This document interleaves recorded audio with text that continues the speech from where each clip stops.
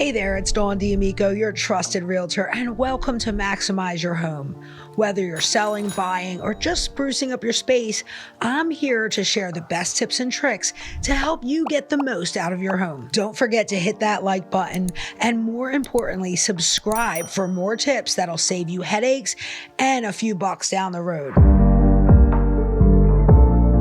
Back in August, the real estate world was flipped upside down by a major lawsuit. To catch you up, the jury ruled that some of the biggest real estate organizations were conspiring to keep commission rates high, resulting in a multi-billion-dollar verdict. This verdict aimed to help consumers save money, but the ripple effects are turning out to be a lot more complicated. At first, this seemed like a win for consumers, but the reality is buyers, sellers, and agents have all been scrambling to adapt. So let's talk about what's really been happening since then. Imagine watching your favorite HGTV show where everything seems to be going smoothly, renovations are done, contracts are signed, but then at the last minute, the deal falls apart because of unexpected changes in how commissions work. Frustrating, right? Buyers suddenly realize that they might have to pay their agent's commission directly, and for many, that was a shocker. Imagine expecting the seller to foot the bill only to find out that you're the one reaching for your wallet. Without the seller covering the buyer's agent commission, some buyers are hesitant to bring an agent on board. And let me tell you, skipping an agent might sound like a money-saving hack, but it's more like trying to build IKEA furniture without the manual. You might get it done eventually, but you'll probably end up with some extra pieces and a lot of frustration. Here's the catch. When buyers skip the agent, they miss out on having someone who can spot the red flags. Plus, negotiating without an agent is like going into battle armed with a foam sword. Sure, you're there, but you're not really prepared for what's coming. Sellers initially thought they were getting a financial break by not paying a buyer agent commission, but it didn't take long to see the downside. Fewer buyers in the market meant fewer offers, and some sellers who experimented with reducing concession to buyer agents found their homes sitting on the market longer than expected. Less competition often leads to lower sale prices. It's like the HGTV drama where everything looks perfect until you peek behind the scenes and realize the plumbing is a big mess. Buyers and sellers are navigating new challenges, and the learning curve has been steep. The good news? We're starting to see more transparency. Buyer agents are now having frank discussions about fees, and sellers are rethinking strategies to attract offers. But navigating these challenges takes patience, strategy, and let's be honest, a good sense of humor. And that's where I come in. If you're feeling overwhelmed by this shifting market, let's connect and make sure you're ready to tackle these changes with confidence.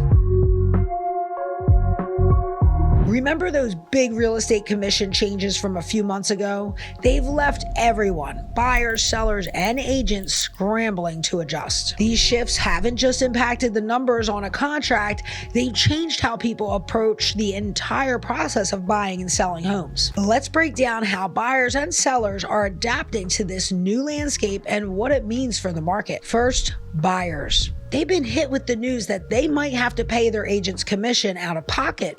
And let me tell you, it hasn't been easy. Some buyers are cutting back on little luxuries, goodbye daily lattes, to make room in their budgets. Others are trying to go it alone, thinking that they can save some money by skipping an agent. But here's the kicker. Buying a home isn't just about finding the house, it's about navigating contracts, negotiations, and inspections without losing your mind or your savings.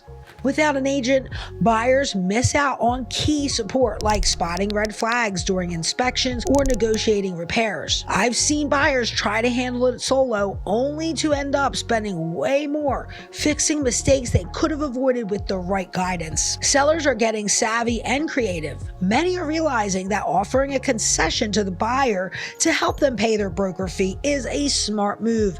It's like hosting a party where you need to pay the DJ in order to keep everyone on the dance floor. On the flip side, some sellers are testing the water with reduced concessions, only to find their home sitting on the market longer with fewer competitive offers. What's clear is that this adjustment period is teaching everyone some important lessons. Buyers are asking more questions and being extra cautious with their choices, which is a smart move. Meanwhile, sellers are figuring out how to stay competitive in a shifting market. Agents are also stepping up their game, offering more clarity and guidance to help clients navigate these changes. It's a time of trial and error for all sides, but that's not necessarily a bad thing. Adjustments like these often lead to stronger strategies and better outcomes in the long run. So if you're feeling stuck in the shifting market, don't worry. That's where I come in. Whether you're buying or selling, I'll help you navigate these changes with confidence. Let's chat and make your next move a success.